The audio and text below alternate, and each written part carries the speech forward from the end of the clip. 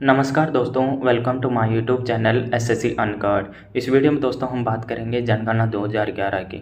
दोस्तों आपको जैसा कि पता है एसएससी सीजीएल कोई भी एग्जाम हो जिसमें जनगणना से रिलेटेड एक क्वेश्चन या दो क्वेश्चन जरूर आते हैं और वो क्वेश्चन कुछ टिपिकल भी बन जाते हैं, कुछ ईजी क्वेश्चन होते हैं। लेकिन दोस्तों इस वीडियो को देखने के बाद में आपको कहीं भी जनगणना पढ़ने की जरूरत नहीं है, इसकी मैं गारंटी देता हूँ। दोस्तों वीडियो में लास्ट तक बने रहना और जो भी मैं डेटा उपलब्ध कराता हूँ उसको या तो लिख लेना या मैं PDF टेलीग्राम चैनल पे प्रोवाइड करवा दूंगा, वहाँ से आप इसको रीडिंग मार लेना। तो दोस्तों शुरुआत करते हैं जनगणना से रिलेटेड जो भी इम्पोर्टेंट पॉइंट हैं। भारत की जनसंख्या 2011 के अनुसार कुल जनसंख्या दोस्तों जैसा कि आपको पता है कुल जनसंख्या 121.08 करोड़ थी, यानी कि 2011 में जो जनसंख्या कितनी थी 121.8 करोड़ थी दोस्तों। और सर्वाधिक, अब कई बार डाटा ऐसे पूछ लेता है दोस्तों कई बार कि सर्वाधिक जनसंख्या वाले राज्य कौन कौन से हैं। तो सर्वाधिक जनसंख्या वाले आप 3 राज्य या 4 राज्य याद कर सकते हैं, जैसे कि उत्तर प्रदेश, महाराष्ट्र और बिहार। ये क्या हो गए, सर्वाधिक जनसंख्या वाले स्टेट हो गए हैं। फिर चौथे नंबर पर पश्चिम बंगाल, 5वें नंबर पर आंध्र प्रदेश। न्यूनतम जनसंख्या वाले राज्य कौन से हैं, सिक्किम हो गया, मिजोरम हो गया, अरुणाचल प्रदेश और गोवा। आपको 4 स्टेट याद करना है क्योंकि ऑप्शन में 4 ऑप्शन आएंगे, तो ऐसे भी पूछा जा सकता है निम्न में से कौन सा स्टेट न्यूनतम जनसंख्या के अंतर्गत शामिल नहीं है। तो इनको याद रखना है, न्यूनतम जनसंख्या सिक्किम, मिजोरम, अरुणाचल प्रदेश, गोवा। सर्वाधिक जनसंख्या में दोस्तों जो केंद्र शासित प्रदेश हैं उसमें दिल्ली है, फिर पुडुचेरी है, फिर चंडीगढ़ है और अंडमान निकोबार है। इसमें 1 2 3 स्टेट या और यूटी याद करने हैं। न्यूनतम जनसंख्या में केंद्र शासित प्रदेश में देखा जाए तो लक्षद्वीप की सबसे न्यूनतम है, फिर दमन और दीव है, फिर दादर नगर हवेली है। इसके अलावा दोस्तों कुछ इंपॉर्टेंट पॉइंट हैं। भारत विश्व में जनसंख्या के आधार पर दूसरा बड़ा देश है, लेकिन अभी ये 2011 की जनगणना के अनुसार है, लेकिन करंटली जो डेटा आ रहे हैं उसके हिसाब से भारत दुनिया में सबसे ज़्यादा जनसंख्या वाला देश बन जाएगा। विश्व की कुल जनसंख्या भारत में कितना है, 17.5% निवास करती है। ध्यान रखना दोस्तों, विश्व की कुल जनसंख्या का भारत में कितना परसेंट है, 17.5% है। यूपी की जनसंख्या दोस्तों ब्राज़ील से अधिक है, यूपी की जनसंख्या ब्राज़ील से अधिक है। और यूपी व महाराष्ट्र की जो कुल जनसंख्या है दोस्तों यूएसए से अधिक है। ये कुछ इंपॉर्टेंट डाटा है।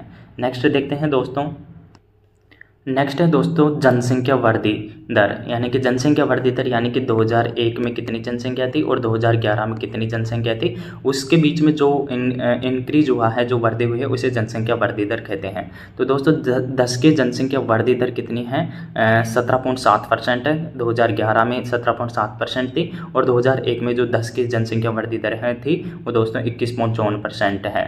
तो दोस्तों देखा जाए तो जनसंख्या वृद्धि दर निरंतर बढ़ रही है, लेकिन उसकी जो बढ़ने की दर है वो कम हुई है। यानी कि 2001 में जो जनसंख्या वृद्धि दर थी वो 21.54 थी, लेकिन 2011 में कितनी हो गई, 17.7%।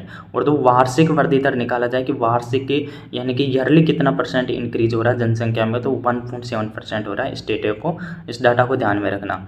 अब दोस्तों स्टेट पूछ लेता कि सर्वाधिक 10 के वृद्धि दर वाले राज्य कौन से हैं और न्यूनतम 10 के वृद्धि दर वाले राज्य कौन से हैं। तो दोस्तों सर्वाधिक 10 के वृद्धि में मेघालय सबसे ज़्यादा 10 की वृद्धि दर है। मेघालय के बाद में अरुणाचल प्रदेश है, बिहार है और जम्मू कश्मीर है। तो इन 4 स्टेट को, यानी 3 स्टेट आपको याद करने हैं, मेघालय, अरुणाचल प्रदेश और बिहार है सर्वाधिक 10 की वृद्धि में। न्यूनतम 10 की वृद्धि में नागालैंड हो गया, केरल हो गया, गोवा हो गया और आंध्र प्रदेश हो गया। इनको भी ध्यान में रखना है। केंद्र शासित प्रदेशों में दोस्तों सर्वाधिक जो वृद्धि दर वाले हैं वो कौन कौन से हैं, दादर नगर हवेली, दमन दीव, पुडुचेरी और दिल्ली हैं। केंद्र शासित प्रदेशों में न्यूनतम 10 की वृद्धि में आ जाता है लक्षद्वीप आ जाता है, अंडमान निकोबार आ जाता है और चंडीगढ़ आ जाता है। तो इन चीज़ों को आप ध्यान में रख सकते हैं, नोट कर सकते हैं। नेक्स्ट देखते हैं। नेक्स्ट है दोस्तों भारत में वृद्धि दर की अवस्थाएं, यानी कि भारत में कितनी वृद्धि दर की अवस्थाएं पाई जाती है, ये क्वेश्चन पूछा जा सकता है। तो भारत में वृद्धि दर की कितनी अवस्थाएं दोस्तों, 4 वृद्धि दर की अवस्थाएं हैं। और दोस्तों इससे रिलेटेड क्वेश्चन आता भी है, जैसे कि मंद वृद्धि दर की अवस्था थी 1901 से 1921 तक की जो अवधि थी, जो पीरियड था, उसे हम मंद वृद्धि दर में शामिल किया जाता है। तो इसमें कुछ इंपॉर्टेंट है, इस अवधि में भारत की जनसंख्या वृद्धि दर काफ़ी धीमी अथवा स्तर थी, जिसका कारण क्या था, उच्च जन्म दर। तो ये क्वेश्चन पूछा जा सकता है कि जो इस अवधि में जो मंद वृद्धि दर थी उसका कारण क्या था, क्योंकि उच्च जन्म दर थी और उच्च ही मृत्यु दर का होना था। वहीं चिकित्सक सुविधाएं व सुपोषण का भी अभाव था। 1901 में भारत की जनसंख्या थी 23.84 करोड़ थी। इसको ध्यान में रखना। जो 2011 में 25.21 करोड़ हो गई थी, परंतु 1921 में यह घटकर दोस्तों कितनी हो गई थी, 25.13 करोड़ हो गई थी। यानी कि 25.21 से 25.13 करोड़, यानी कि -0.31% की कमी आई थी, जो महान विभाजक का वर्ष माना जाता है। यानी कि इसको ध्यान में रखना, 1921 का जो वर्ष है जनसंख्या में, वो महान विभाजक का वर्ष माना जाता है। नेक्स्ट जो अवस्था है उसको देखते हैं। नेक्स्ट है दोस्तों निरंतर वर्दी की अवस्था, यानी कि निरंतर या स्थिर वर्दी की अवस्था 1921 से 51, यानी कि दोस्तों 1921 से 51 की जो अवधि है वो एक निरंतर या स्थिर वर्दी की अवस्था को दर्शाता है। यानी कि 1921 से 51 की अवधि के दौरान महामारी व अकाल पर नियंत्रण व स्वास्थ्य सुविधाओं के सुधार के कारण जनसंख्या 25.13 करोड़ से 36.11 करोड़ हो गई थी। वहीं मृत्यु दर 47 प्रति हज़ार से घटकर 27 प्रति हज़ार हो गई थी। तो इसको भी ध्यान में रखना है। जो मृत्यु दर है 1921 में कितनी थी, 47 व्यक्ति प्रति हज़ार थी, जो घटकर 27 व्यक्ति प्रति हज़ार हो गई थी। जो तीसरा फेज है दोस्तों 1951 से 1921, इसे वर्दी दर की अवस्था यानी कि तीव्र वर्दी दर की अवस्था माना जाता है। इस अवधि में जनसंख्या विस्फोट हुई। तो क्वेश्चन ये पूछता है कि निम्न में से किस अवधि को जनसंख्या विस्फोट के रूप में शामिल किया जाता है, तो 1951 से 81 के पीरियड को। तथा देश की जनसंख्या लगभग दोगुनी हो गई थी। दोस्तों ये ऐसी अवधि थी जिसमें जनसंख्या की जो लगभग डबल हो गई थी। 1951 में जनसंख्या 36.11 करोड़ थी, जो 1981 में 68.33 करोड़ हो गई थी। इस अवधि में 1961 से 1971 का दशक अभी तक सर्वाधिक दस की वृद्धि दर 24.80%। दोस्तों ये पीरियड पूछा जा सकता है कि सर्वाधिक वृद्धि दर का दशक कौन सा था, तो 1961 से 1971 का जो पीरियड था, यानी कि ये 10 साल का पीरियड था, वो सर्वाधिक दस की वृद्धि दर वाला वर्ष रहा था। चौथा पॉइंट है दोस्तों, या चौथी अवस्था है घटती दर से वर्दी की अवस्था, यानी कि जो वर्दी दर है वो निरंतर हो रही है लेकिन कम से हो रही है, हर बार घट रही है। यद्यपि 1981 के बाद भी जनसंख्या में तीव्र वृद्धि हुई, लेकिन वर्दी दर में ह्रास की प्रवृत्ति रही। इस अवधि में जन्म दर में तीव्र गिरावट की प्रवृत्ति रही, जो 34 प्रति हज़ार 1981 से 20.6 प्रति हज़ार 2011 हो गई थी। नेक्स्ट जो इंपॉर्टेंट पॉइंट है वो देखते हैं। इसमें है दोस्तों लिंगानुपात, यानी कि जो लिंगानुपात से संबंधित डाटा एग्जाम में पूछा जाता है। 2001 में जो लिंगानुपात था दोस्तों कितना था, 933 था। 2011 में ये कितना हो गया था, 943 हो गया था। तो इन चीज़ों को भी ध्यान में रखना। अब दोस्तों कुछ रेयरली डाटा बनाया जा सकता है, जैसे कि 2001 से 2011 के बीच में लिंगानुपात का डिफरेंस क्या है, ये हमसे पूछा जा सकता है। तो हम इस चीज़ को देख सकते हैं, यानी कि 10 अंकों का ही डिफरेंस था। सर्वाधिक लिंगानुपात दोस्तों केरल में है, तमिलनाडु, फिर आंध्र प्रदेश। 3 स्टेट याद करने, केरला, तमिलनाडु, आंध्र प्रदेश। न्यूनतम लिंगानुपात हरियाणा का है, फिर जम्मू कश्मीर का है, फिर सिक्किम का है और फिर पंजाब का है। सर्वाधिक लिंगानुपात में केंद्र शासित प्रदेशों में देखा जाए तो पुडुचेरी हो गया, लक्षद्वीप हो गया, अंडमान निकोबार हो गया और दिल्ली हो गया। न्यूनतम लिंगानुपात केंद्र शासित प्रदेशों में दोस्तों दमन दीव हो गया, दादर नगर हवेली हो गया और चंडीगढ़ हो गया। ये न्यूनतम लिंगानुपात के अंतर्गत शामिल किए जाते हैं। नेक्स्ट पॉइंट देखते हैं। नेक्स्ट दोस्तों भारत में लिंगानुपात में कमी के क्या क्या कारण हैं, वो आपको 4 ऑप्शन में देकर पूछ सकता है। तो भारत में लड़कियों की अपेक्षा लड़कों का अधिक जन्म लेना, जिसका कारण गर्भावस्था में बालिका शिशु भ्रूण हत्या हो सकता है। शैशवावस्था में उचित देखरेख के अभाव में बालिका शिशु की मृत्यु। भारत में सांस्कृतिक व सामाजिक कारणों से स्त्रियों की स्थिति कमजोर है। दहेज प्रथा, पुत्र व द्वारा वंश चलाए जाने की प्रथा और स्त्री को परायधन माना आदि के कारण बालिका शिशु को जन्म देने से हतोत्साहित किया जाता है। सामाजिक और स्वास्थ्य संबंधित कारणों से मातृत्व ग्रहण के समय अधिक स्त्रियों की मृत्यु होना। तो ये कुछ इंपॉर्टेंट कारण हैं जो लिंगानुपात में कमी के कारणों को दर्शाते हैं। नेक्स्ट इंपॉर्टेंट पॉइंट देखते हैं। नेक्स्ट इंपॉर्टेंट पॉइंट है दोस्तों जनसंख्या घनत्व वितरण, यानी कि जनसंख्या घनत्व को जनसंख्या वितरण भी कहा जाता है। तो दोस्तों 2001 में जो जनसंख्या घनत्व था वो कितना था, 325 व्यक्ति प्रति वर्ग किलोमीटर था और 2011 में दोस्तों ये कितना हो गया, 382 हो गया। तो इस चीज़ को ध्यान में रखना, इनका डिफरेंस भी ध्यान में रखना। सर्वाधिक घनत्व वाले जो देखा जाए तो स्टेट कौन कौन से हैं, बिहार है, पश्चिम बंगाल है, केरला है, उत्तर प्रदेश और हरियाणा। आपको 3 स्टेट याद रखने हैं, बिहार, पश्चिम बंगाल और केरल सर्वाधिक घनत्व में है। न्यूनतम घनत्व दोस्तों अरुणाचल प्रदेश हो गया, मिजोरम हो गया, सिक्किम हो गया, इन न्यूनतम घनत्व के अंतर्गत शामिल किए जाते हैं। सर्वाधिक घनत्व वाले केंद्र शासित प्रदेशों में दोस्तों दिल्ली है, चंडीगढ़ है, पुडुचेरी है और दमन और दीव है। ये सर्वाधिक घनत्व में केंद्र शासित प्रदेश है, दिल्ली, चंडीगढ़, पुडुचेरी। न्यूनतम घनत्व के अंतर्गत दोस्तों अंडमान निकोबार हो गया, दादर नगर हवेली हो गया और लक्षद्वीप हो गया। न्यूनतम घनत्व वाले केंद्र शासित प्रदेश हैं। दोस्तों इन डाटाओं को आपको ध्यान में रखना है ताकि एग्जाम में, क्योंकि एक क्वेश्चन तो 101% है, एक क्वेश्चन जनसंख्या से रिलेटेड आएगा ही आएगा और वो इन्हीं डेटाओं से रिलेटेड करके क्वेश्चन बनेगा, तो इसको ध्यान में रखना। नेक्स्ट इसके इंपॉर्टेंट पॉइंट देखते हैं। भारत में जनसंख्या घनत्व के क्षेत्र, यानी कि भारत को जनसंख्या घनत्व के निम्न 3 क्षेत्रों में विभाजित किया गया। तो दोस्तों ये पूछा जा सकता है कि भारत के जनसंख्या घनत्व को कितने क्षेत्रों में डिवाइड किया गया। 3 क्षेत्रों में डिवाइड किया गया है। पहला है उच्च घनत्व वाले क्षेत्र, इसके अंतर्गत 400 या अधिक घनत्व वाले राज्यों को शामिल किया जाता है। इसके तहत 8 राज्य व 6 केंद्र शासित प्रदेश हैं। दोस्तों जो उच्च घनत्व वाले हैं उसमें कितने राज्य, 8 राज्य, 6 केंद्र शासित प्रदेश शामिल किए गए हैं। यहाँ उच्च घनत्व में जो वृद्धि है उसका कारण क्या, मृदा में उर्वरकता, कृषि विकास और नगरीकरण का योगदान है। नेक्स्ट देखते हैं। नेक्स्ट फेज है दोस्तों मध्यम घनत्व वाले क्षेत्र, यानी कि इसके अंतर्गत वे राज्य और केंद्र शासित प्रदेश हैं जहां घनत्व 200 से 400 के बीच में है। 200 से 400 व्यक्ति प्रति वर्ग किलोमीटर है। इसके अंतर्गत दोस्तों कितने राज्य हैं, 10 राज्य शामिल किए गए हैं। जिसका कारण क्या है, विषम धरातल स्थलाकृति, कम उपजाऊ मिट्टी और सिंचाई की कमी इन क्षेत्रों की प्रमुख विशेषता है। और दोस्तों निम्न घनत्व, तीसरा फेज है निम्न घनत्व क्षेत्र। जिन राज्यों में घनत्व 200 या कम है उसको निम्न घनत्व वाले क्षेत्र में शामिल किया जाता है। इसके अंतर्गत दोस्तों 10 राज्य व 1 केंद्र शासित प्रदेश शामिल किया गया है। जनजातीय निर्वाह, अर्थव्यवस्था, कृषि का पिछड़ापन होना, निम्न सामाजिक आर्थिक पिछड़ापन, पहाड़ी, मरुस्थल, वनाच्छेदन, दलदली और कटाव क्षेत्र होने के कारण यहाँ घनत्व क्या है दोस्तों, कम है। नेक्स्ट इंपॉर्टेंट पॉइंट देखते हैं। नेक्स्ट है दोस्तों सर्वाधिक साक्षरता वाले केंद्र शासित प्रदेशों में लक्षद्वीप है, दमन व दीव है, चंडीगढ़ और पुडुचेरी है। ये सर्वाधिक साक्षरता वाले केंद्र शासित प्रदेश हैं। और न्यूनतम साक्षरता वाले केंद्र शासित प्रदेशों में दोस्तों दादर नगर हवेली है, दिल्ली है और अंडमान निकोबार है।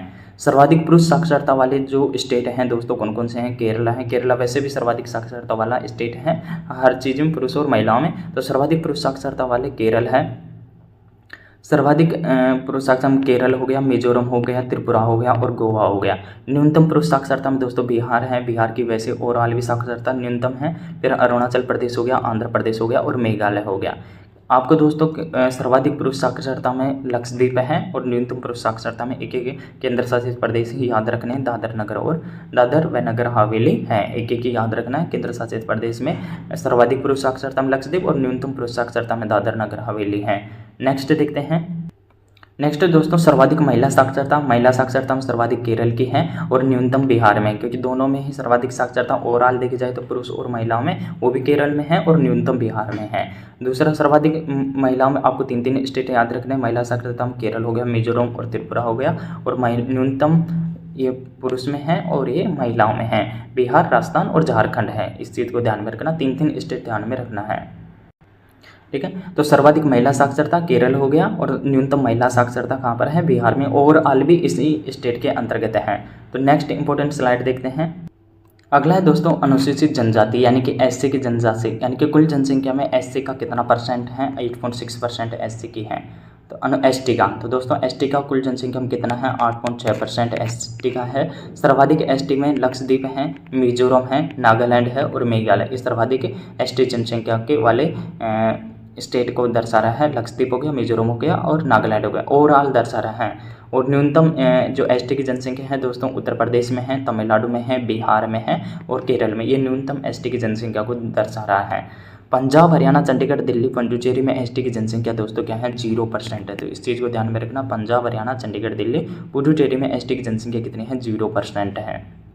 स्टेट में देखा जाए तो दोस्तों सर्वाधिक एसटी की जनसंख्या मध्य प्रदेश में है, फिर महाराष्ट्र में, उड़ीसा और राजस्थान में। ये सर्वाधिक एसटी की जनसंख्या वाले राज्य हैं। न्यूनतम एसटी की जनसंख्या पंजाब में है। तो आपको एक ही स्टेट याद रखना है, इसमें ज़्यादा इंपॉर्टेंट नहीं है। सर्वाधिक एसटी की जनसंख्या मध्य प्रदेश में, न्यूनतम किसमें है, पंजाब में है। अब दूसरा पॉइंट है दोस्तों एससी यानी अनुसूचित जनजाति। कुल जनसंख्या में एससी का कितना परसेंट है, 16.6% है हिस्सा है एससी की जनसंख्या का। सर्वाधिक एससी की जनसंख्या वाले राज्य कौन कौन से हैं दोस्तों, पंजाब हो गया, हिमाचल प्रदेश हो गया, पश्चिम बंगाल हो गया और उत्तर प्रदेश हो गया। एक 2 स्टेट याद रखने हैं। न्यूनतम एससी की जनसंख्या मिजोरम, मेघालय और गोवा है। ये न्यूनतम एससी की जनसंख्या वाले राज्य हैं। नेक्स्ट देखते हैं। अरुणाचल प्रदेश, नागालैंड, अंडमान व निकोबार द्वीप समूह तथा लक्षद्वीप में एसटी की जनसंख्या दोस्तों कितनी है? 0% है। इन चीज़ों को ध्यान में रखना। अरुणाचल प्रदेश, नागालैंड, अंडमान निकोबार द्वीप समूह व लक्षद्वीप में एसटी की जनसंख्या 0% है। इनमें कोई भी एसटी की जनसंख्या निवास नहीं करती है। सर्वाधिक एसटी की जनसंख्या में उत्तर प्रदेश है दोस्तों, फिर पश्चिम बंगाल है, बिहार है और तमिलनाडु है। तो एक एक दो स्टेट याद रखना। सर्वाधिक एसटी की जनसंख्या उत्तर प्रदेश, पश्चिम बंगाल। न्यूनतम एसटी की जनसंख्या है अरुणाचल प्रदेश और नागालैंड है। तो इन 2 स्टेटों को याद रखना। न्यूनतम एसटी की जनसंख्या अरुणाचल प्रदेश और नागालैंड में है।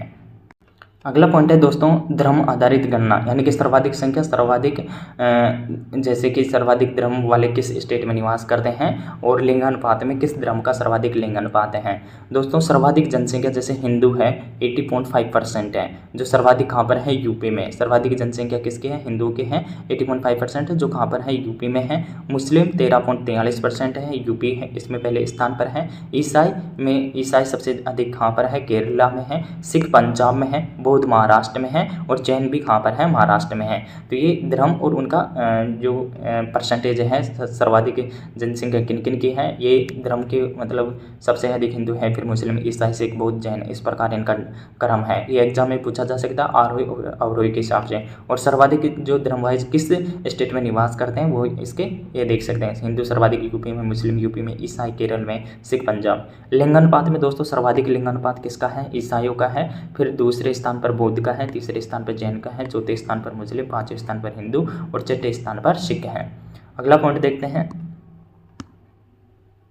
साक्षरता में दोस्तों सर्वाधिक साक्षरता जैन की है, फिर ईसाई हैं, बौद्ध हैं, सिख हैं, हिंदू है और मुस्लिम है। तो ये सर्वाधिक साक्षरता वाले क्या है? धर्म है, यानी कि सबसे अधिक साक्षरता किनकी है? जैनों की है। नेक्स्ट पॉइंट देखते हैं। अगला डाटा है दोस्तों ग्रामीण व नगरीय जनसंख्या।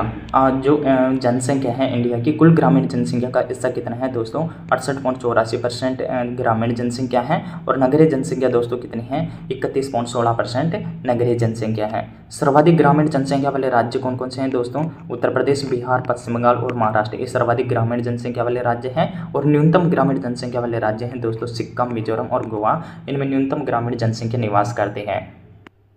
सर्वाधिक ग्रामीण जनसंख्या वाले दोस्तों केंद्र शासित प्रदेशों में दिल्ली है, पुडुचेरी, अंडमान निकोबार, दादर नगर हवेली, दमन दीव और चंडीगढ़ और लक्षद्वीप है। ये सर्वाधिक ग्रामीण जनसंख्या वाले केंद्र शासित प्रदेश हैं। सर्वाधिक शहरी जनसंख्या वाले राज्यों में कौन आ जाएगा दोस्तों? महाराष्ट्र पहले स्थान पर आ जाएगा, उत्तर प्रदेश आ जाएगा, तमिलनाडु आ जाएगा और आंध्र प्रदेश। ये सर्वाधिक शहरी जनसंख्या वाले।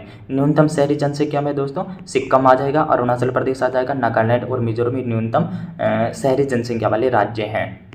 और लास्ट पॉइंट है सर्वाधिक शहरी जनसंख्या वाले केंद्र शासित प्रदेश। सर्वाधिक शहरी में दिल्ली, ये तो ओबीसी आपको पता होगा, दिल्ली है, फिर चंडीगढ़ है, पुडुचेरी है, दमन दीव है। एक एक दो यूटीज याद रखना है, टॉप का याद रखना है, इसमें ज़्यादा डीपली क्वेश्चन नहीं आएगा। तो सर्वाधिक शहरी जनसंख्या वाले केंद्र शासित प्रदेश दिल्ली, चंडीगढ़ और पुडुचेरी है।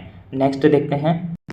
नेक्स्ट है दोस्तों सर्वाधिक ग्रामीण जनसंख्या प्रतिशत। वो तो क्या है जिनमें सर्वाधिक ग्रामीण जनसंख्या है, और एक तो दो डेटा होते हैं दोस्तों सर्वाधिक ग्रामीण जनसंख्या परसेंट में और एक्चुअल में कितना है, क्योंकि परसेंट और एक्चुअल में दोस्तों डिफरेंस आ जाता है। देखिए यहाँ देखना सर्वाधिक ग्रामीण जनसंख्या प्रतिशत वाले राज्य, वैसे सर्वाधिक ग्रामीण जनसंख्या कहाँ पर थी? यूपी में थी, लेकिन परसेंट में देखा जाए तो कहाँ पर है? हिमाचल प्रदेश में है, बिहार में है, असम में है, उड़ीसा में है। न्यूनतम ग्रामीण जनसंख्या वाले गोवा गया परसेंट में है, मिजोरम है, तमिलनाडु है और केरला है। तो एक एक स्टेट याद रखना है, ज़्यादा नहीं। सर्वाधिक नगरीय जनसंख्या वाले प्रतिशत में गोवा आ जाएगा, वैसे महाराष्ट्र था सर्वाधिक नगरीय जनसंख्या वाला, लेकिन परसेंट में गोवा है, फिर मिजोरम है और तमिलनाडु है। न्यूनतम में हिमाचल प्रदेश, बिहार हो गया, असम हो गया। तो एक एक दो स्टेट याद रखना है।